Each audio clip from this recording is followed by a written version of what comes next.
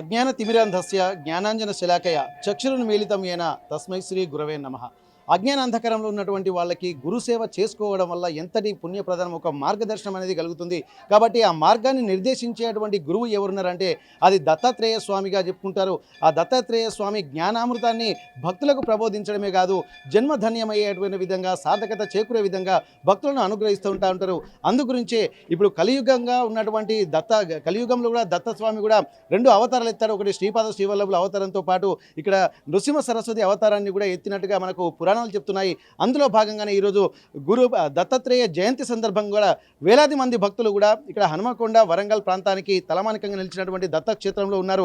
భక్తులను ఒక్కసారి చూద్దాం. ఎంత అద్భుతమైనటువంటి వాతావరణం అంటే ఇక్కడ స్వామివారికి తైలాభిషేకాలు చేస్తూ పునీతులవుతున్నటువంటి సందర్భం. దత్త జయంతి యొక్క గొప్పతనము, దాని యొక్క ప్రాశస్త్యము తెలుసుకుందాం. భక్తులు మాత్రం తండోపతండాలుగా వస్తున్న నేపథ్యంలో ప్రస్తుతానికి అధికారులు కూడా ఇక్కడికి స్వామివారిని దర్శించుకోవడానికి వస్తున్నారు. ప్రస్తుతానికైతే ఇక్కడ ట్రాఫిక్ ఏసీపీ గారు కూడా ఇక్కడికి వస్తున్నటువంటి నేపథ్యంలో స్వామివారిని దర్శించుకొని ఇక్కడ అందరూ సుభిక్షంగా ఉండాలన్నటువంటి కోరికలు కోరుతున్న ప్రస్తుతానికి దత్తపీఠంలో ఉన్నటువంటి అయ్యగారులు స్వామివారి అనుగ్రహం ఎలా పొందాలన్నటువంటి విషయాన్ని కూడా అడిగి తెలుసుకుందాం. నమస్తే స్వామి. ఇప్పటి వరకు దత్తాత్రేయ స్వామి జయంతి అంటేనే ప్రతి ఒక్కరికి గురువు అంటేనే గురువు లేని విద్య గుడ్డి విద్య అంటారు. ఇక్కడ సమాజాన్ని ముందుకు నడిపించేటువంటిది గురువే. కాబట్టి అన్ని దేవతల సారము, 3 దేవతల సారము కూడా గురువులో ఉంటారని చెప్పి అంటారు. మరి ఆ గురువు యొక్క జన్మ దినం ఈరోజు ఉంది కాబట్టి మీరు ఆ స్వామివారి గురించి ఏం చెప్తారు?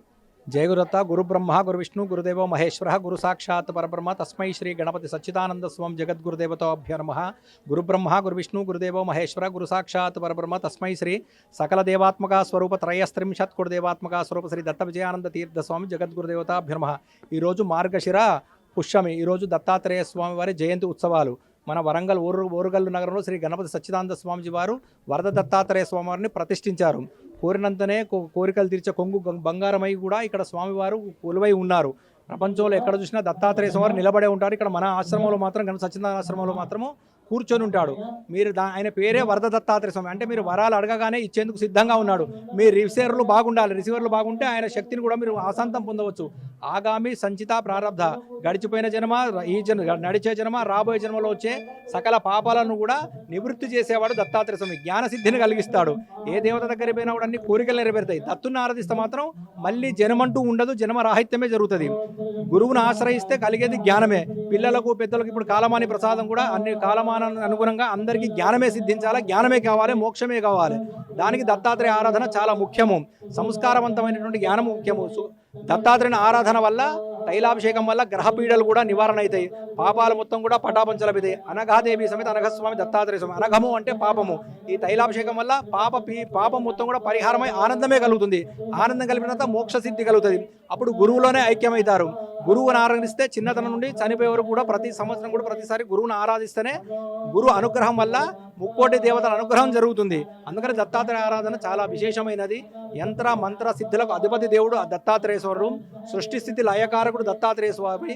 బ్రహ్మ విష్ణు మహేశ్వర స్వరూపము ఆదిదేవుడు ఆదిగురువు శ్రీ దత్తాత్రేయ స్వామి కొలువై ఉన్నాడు మన వరంగల్ నగరంలో. ఈరోజు ఉదయం దత్తాత్రేయ జయంతి ఉత్సవాల సందర్భంగా దత్తబోధ జ్ఞానబోధ సభ ఆధ్వర్యంలో ఉదయం 4:30కు ప్రారంభమైంది మంగళ స్నానంతో. స్వామివారికి మంగళ స్నానంతో అయిన తర్వాత దత్తాత్రేయ స్వామి ఉత్సవమూర్తికి వచ్చిన భక్తులచే అందరూ కూడా తైలాభిషేకం చేస్తున్నాము. 11:30కు దత్తాత్రేయ స్వామి మూలమంత్ర హోమం జరుగుతుంది. ప్రతి సంవత్సరం ఒకసారి చేస్తారు మూలమంత్ర హోమము.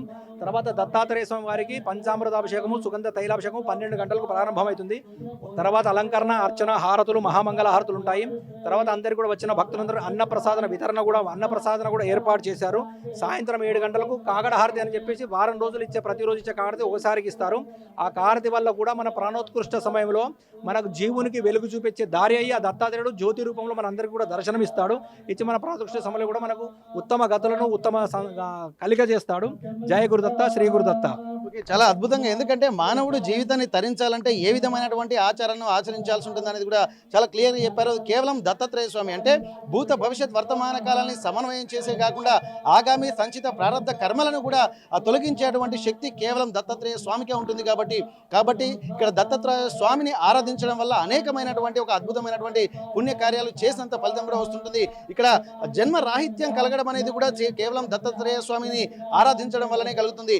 తెలిసినా తెలియక లేకున్నా స్వామివారిని ఆరాధించడం వల్ల అనేకమైనటువంటి ఒక అద్భుతమైనటువంటి అనుభూతులు కలుగుతాయి. కాబట్టి దత్తస్వామిని ఆరాధించేటువంటి విశేషమైనటువంటి కార్యక్రమాలకు శ్రీకారం చుడుతున్నారు. ప్రస్తుతానికి ఎక్కడ చూసినా దత్తాత్రేయ స్వామి నిలబడి ఉంటారు. అత్రి అనసూయ పుత్రుడైనటువంటి దత్తాత్రేయ స్వామి నిలబడి ఉంటాడు త్రిమూర్తుల అవతారంలో. కానీ ఇక్కడ మాత్రం ఇక్కడ ఆసనంలో కూర్చొని ఇక్కడ కొలుదీరినటువంటి స్వామివారిని ఇక్కడ కోరిన కోరికలు మాత్రం తీర్చేటువంటి కొంగు బంగారంగా నిలిచేటువంటి దత్తాత్రేయ స్వామిని దర్శించుకోవడం కూడా సకల పాపహరణంగా కూడా ఇక్కడ స్వామివారు చెప్తున్నారు. నిజంగా ఇంత అద్భుతమైనటువంటి క్షేత్రాన్ని భక్తులకు అందుబాటులో ఉంచారు. శ్రీ గణపతి సచ్చిదానంద స్వామి వారు కూడా ప్రతిష్ఠించినటువంటి ఈ వరసిద్ధి దత్తాత్రేయ స్వామి వారిని కూడా మనం గమనించాల్సి ఉంది. ఒకసారి భక్తులతో కూడా మనం మాట్లాడేటువంటి ప్రయత్నం చేద్దాం. పెద్దవారు కూడా ఉన్నారు.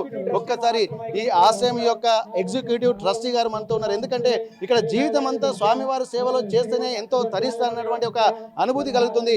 భక్తులు మాత్రం ఒక భక్తి శ్రద్ధలతో యజ్ఞ యాగాలు హోమాలు కూడా చేస్తున్నారు. ఉదయం ఆగమ శాస్త్రానుసారం జరిగేటువంటి పూజా కార్యక్రమాలు కూడా సాయంత్రం వరకు ఒక సీక్వెన్స్ లో నడుస్తున్నాయి. ప్రస్తుతానికి ఇక్కడ ఎగ్జిక్యూటివ్ ట్రస్ట్ మెంబర్ గారు ఉన్నారు. ఒకసారి మనం వారితో మాట్లాడదాం.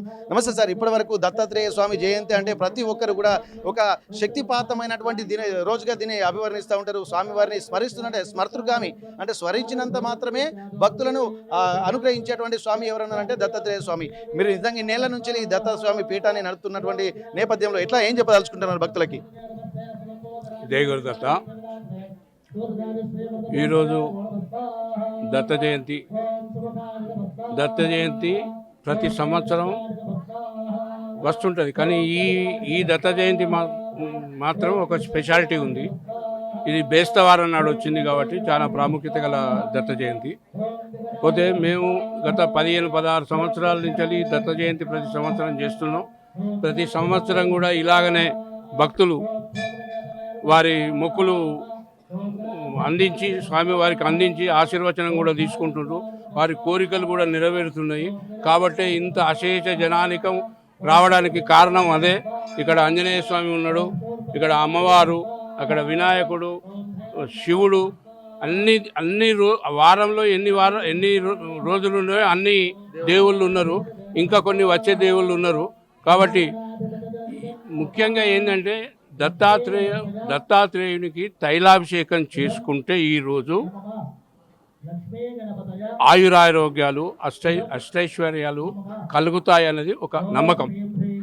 అది స్వామీజీ కూడా పర్సనల్గా చేస్తారు. ఈరోజు దత్తాత్రేయ స్వామి వారికి కూడా అభిషేకం చేస్తారు. మైసూరులో ఎక్కడ ఉంటే అక్కడ చేస్తారు స్వామివారు కూడా. కాబట్టి భక్తులు అశేషంగా పాల్గొంటున్నారు. వారికి కూడా మన్ననలు పొందుతున్నాయి. కాబట్టి ప్రతి సంవత్సరం ఇలాగనే కొనసాగాలని భక్తులకు స్వామీజీ ఆశీర్వచనం ఉండాలని కోరుకుంటున్నాను. ధన్యవాదాలు స్వామి. అందుకే అంటారు అనసూయాత్రి సంభూతో దత్తాత్రేయో దిగంబర స్మర్తృగామి స్వభక్తాన ముద్దర్ద భవ సంకటాత్ జీవయామాస భర్తారం మృతం సత్యాహి మృత్యుంజయ సయోగీంద్ర సౌభాగ్యం మే ప్రయోచితు అంటారు. ఇక్కడ అజ్ఞానంలో ఉన్నటువంటి వాళ్ళకు దత్తాత్రేయ స్వామిని దర్శించుకోవడం వల్ల కూడా ఎంతో అద్భుతమైనటువంటి ఫలితాలు ఉంటాయని చెప్పి అంటున్నారు. ముఖ్యంగా ఈ దత్తాత్రేయ క్షేత్రంలో కూడా ప్రస్తుతానికి ఎంతోమంది అక్కడ స్వామివారు వరసిద్ధి వినాయకుడు కొలుదీరున్నారు. అక్కడ దత్తాత్రేయ స్వామి అమ్మవార్లు, అలాగే అక్కడ పక్కన శివుడు, ఇంతమంది కొలుదీరినారంటే వారంలో 7 రోజుల పాటు ఏ దేవుణ్ణి ఆరాధిస్తే ఉంటుందో అందరూ దేవతలు కొలువైనటువంటి ఒక మహాక్షేత్రం ఏదైనా ఉందంటే అది ఇక్కడ దత్తక్షేత్రంగా చెప్తున్నారు. ఇంతటి దత్తపీఠానికి వచ్చేటువంటి భక్తులు మాత్రం అంటారు కదా, అనాయాసేన మరణం వినాదైన్యన జీవనం అన్నది కూడా ఈ దత్తక్షేత్రాన్ని దర్శించుకోవడం వల్ల కలుగుతుందనేది కూడా ఇక్కడ స్వామివార్లు ప్రజలకు చెప్తున్నారు. భక్తులు కూడా తమ యొక్క నమ్మకాన్ని అనుసారం దినదిన ప్రవర్ధమానంగా భక్తుల సంఖ్య పెరుగుతుంది. అలాగే వచ్చేటువంటి భక్తులు కూడా భక్తి ప్రపత్తులతో వచ్చి స్వామివారి అనుగ్రహానికి పాత్రులవుతూ దత్తాత్రేయ జీవనం ఒక దత్త సాంప్రదాయాన్ని కొనసాగించే విధంగా వెళ్తున్నటువంటి పరిస్థితి. ఇంతటి మహా దత్తాత్రేయ జయంతి రోజు స్వామివారికి కేవలం తైలాభిషేకం చేసినంత మాత్రాన సంచిత పాప కర్మలు కూడా తొలగిపోతాయని చెప్పి అంటున్నారు. కాబట్టి భక్తులు కూడా తండోపతండాలుగా తరలివస్తూ స్వామివారి ఆశీర్వాదాలు తీసుకుంటూ దత్తాత్రేయ స్వామి అనుగ్రహం కలగాలని కోరుకుంటున్నటువంటి పరిస్థితి. వరంగల్ దత్తాత్రేయ స్వామి టెంపుల్ నుండి కెమెరా పర్సన్ వంశీతో వెంకటరత్నం, RTV వరంగల్. చరిత్ర సృష్టించినోడు ఇప్పుడు ఆ చరిత్రని తిరగరాయబోతున్నాడు. అబద్ధాల గోడల్ని బద్దలు కొట్టి నిజాలను రాగా మీ ముందుంచబోతున్నాడు. నిజమైన వార్తల కోసం వెంటనే డౌన్లోడ్ చేసుకోండి రా యాప్ని.